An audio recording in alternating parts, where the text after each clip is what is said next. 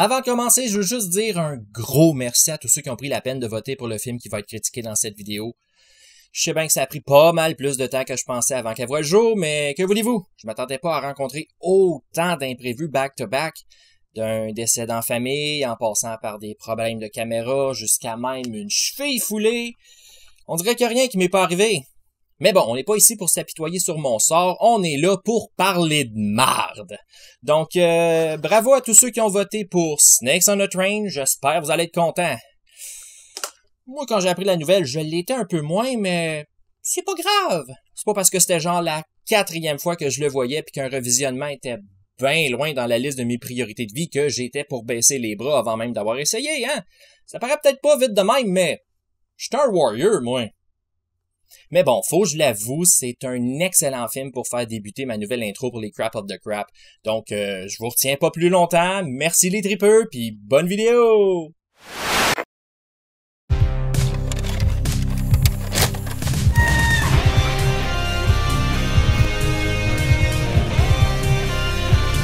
Carpet Day!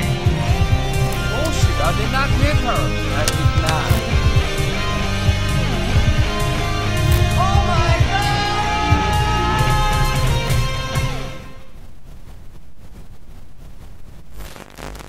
Salut tripeux de marde! On savait tous que ce jour-là était pour revenir. J'avais beau essayer de le repousser ou de tout simplement pas y penser. C'est à me mentir à moi-même parce que, tout comme l'apocalypse dans Terminator 3, c'était inévitable. Tu sais, quand on fait des critiques de films crap, c'est presque immanquable de devoir passer par là, et pour beaucoup d'entre nous, plus d'une fois. C'était donc écrit dans le ciel que j'allais éventuellement devoir me retaper un autre film de l'infâme maison de production de The Asylum.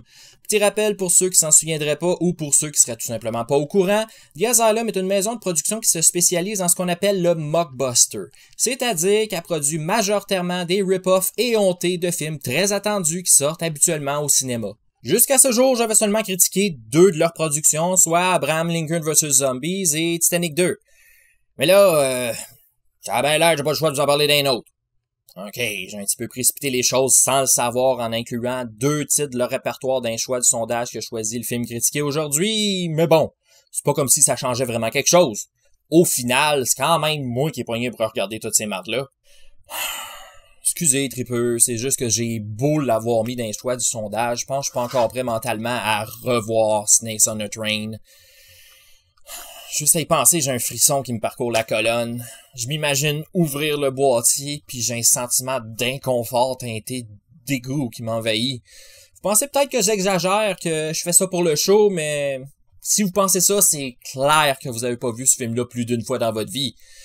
1 fois c'est drôle, 2 c'est stupide, 3 c'est trop, puis 4 ça doit être... Ça doit être...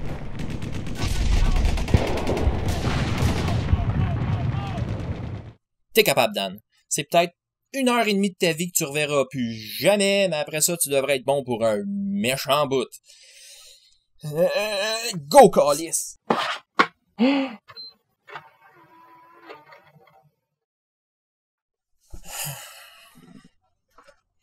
Je sais pas si je vous l'ai dit, mais j'ai vraiment une relation amoureuse avec The Asylum. Habituellement, je ressens plus de la haine qu'autre chose, mais là... allez savoir pourquoi, puis... je sais même pas si je devrais dire ça parce que c'est clair que je vais perdre beaucoup en crédibilité, mais... j'ai pas détesté Snakes on a Train ce coup-ci. Même que je l'ai presque enjoyé. C'est ça le syndrome de Stockholm? J'imagine que c'est parce que je redoutais vraiment le pire, mais je l'ai pas trouvé aussi souffrant que les 2 dernières fois que je l'ai regardé. On dirait que mes attentes étaient tellement, mais tellement basses que je pouvais pas faire autrement que de trouver du positif au lieu de complètement focusser mon attention sur le négatif. Puis Dieu sait qu'il y en a. Mais ça, on va en parler plus tard, parce que j'imagine que vous devez présentement vous poser beaucoup de questions. Genre, comment est-ce que des serpents ont bien pu se retrouver à bord du train? Du trafic de serpents exotiques qui a mal tourné? Non. Des serpents génétiquement modifiés à l'intelligence supérieure capables de s'acheter un billet de train? Non plus. La même calice d'affaires que dans Snakes on a Plane? Pantoute. Une passagère victime d'une puissante malédiction maya qui lui fait vomir des serpents aux 5 minutes? Bingo! Alma, la passagère en question, a traversé illégalement la frontière mexicano-américaine avec son chum, puis les deux ont infiltré le train afin de se rendre à Los Angeles pour aller retrouver un chaman qui serait supposément capable de lever la malédiction. En attendant de se rendre à destination, le chum d'Alma essaye tant bien que mal de contenir les serpents que sa blonde vomit dans des pots Mason, mais en vain. Ils finissent évidemment par s'échapper et à s'attaquer aux passagers.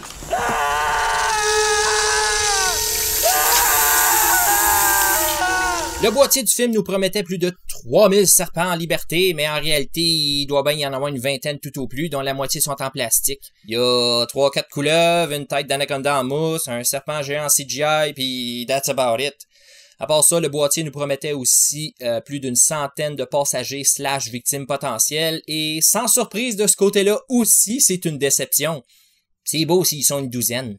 Vous devez donc vous douter que pour remplir les 90 minutes que dure le film, il y a beaucoup de scènes qui s'éternisent pour rien, et comme il n'y a pas beaucoup de personnages, on passe malheureusement plus de temps avec eux. Comme la scène où Brujo, le chum d'Alma, se bat contre un autre passager clandestin.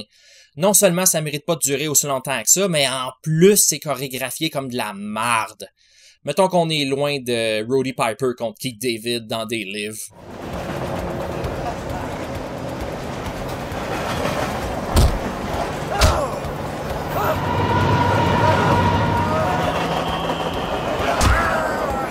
Ou la scène ultra malaisante où un ancien policier contre le trafic de drogue agresse une autre passagère. C'était supposé être sexy? Il y avait pas d'autre façon de plugger de la nudité dans le film. Don't get me wrong, I'm all for boobs, mais j'aime quand mes totons sont consentants. Au moins le personnage survit pas le film, mais quand même, ça n'empêche pas que ça laisse un arrière-goût pas le fun dans la bouche. Puis même la scène où la petite fille meurt dévorée par une tête d'anaconda en mousse est longue pour rien. À un moment donné, c'est comme « OK, on a compris, meurs ». Ce qui aide pas, c'est que l'acting de la petite est loin d'être convaincant. Disons qu'elle meurt aussi bien qu'une actrice porno qu'un caméo dans un slasher.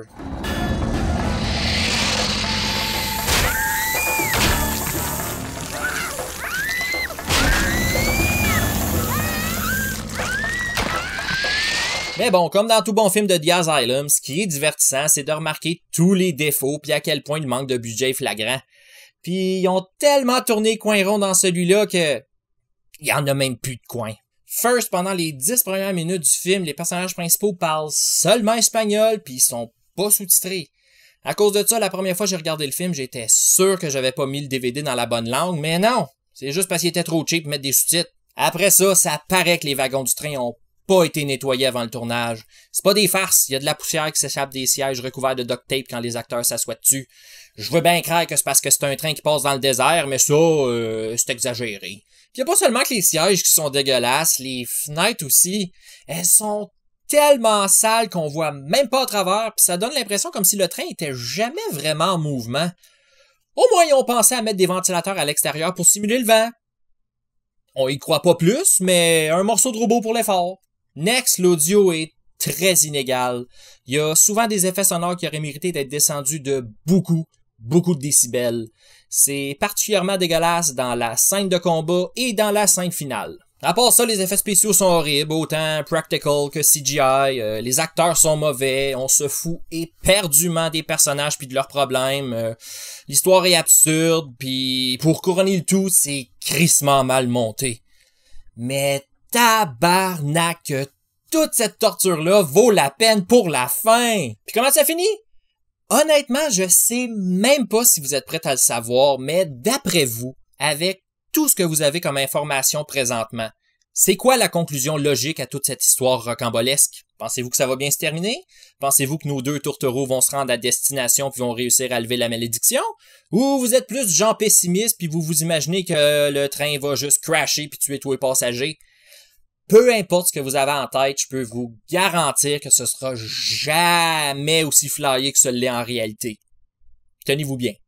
Le temps d'Alma est malheureusement écoulé. Après avoir vomi reptile après reptile, elle se transforme elle-même en serpent géant, puis elle tue son chum. Elle avale quelques autres passagers au passage pour finalement sortir du train puis commencer à le manger.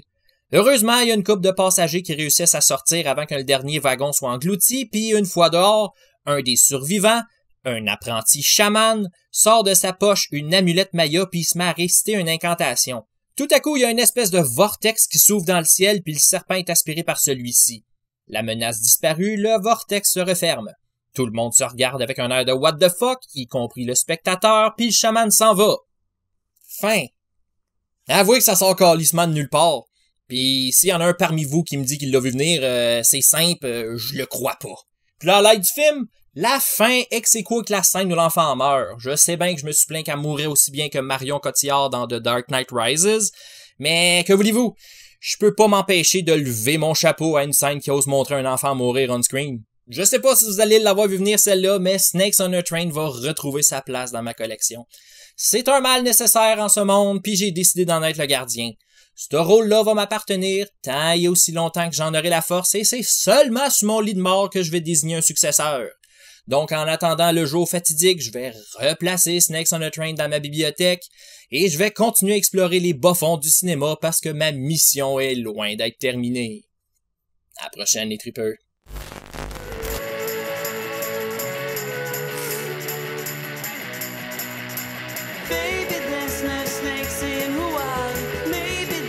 En terminant, n'oubliez pas d'aller faire un tour sur Horreur Québec pour toutes vos nouvelles concernant le merveilleux monde de l'horreur. Et si vous êtes plus du type métal, pensez à aller checker la chaîne YouTube Metal Minded pour des critiques d'albums et des entrevues toujours en live. Et si vous avez aimé ma vidéo, pensez à y laisser un petit thumbs up et n'oubliez pas de vous abonner afin de ne rien manquer sur Horreur FR.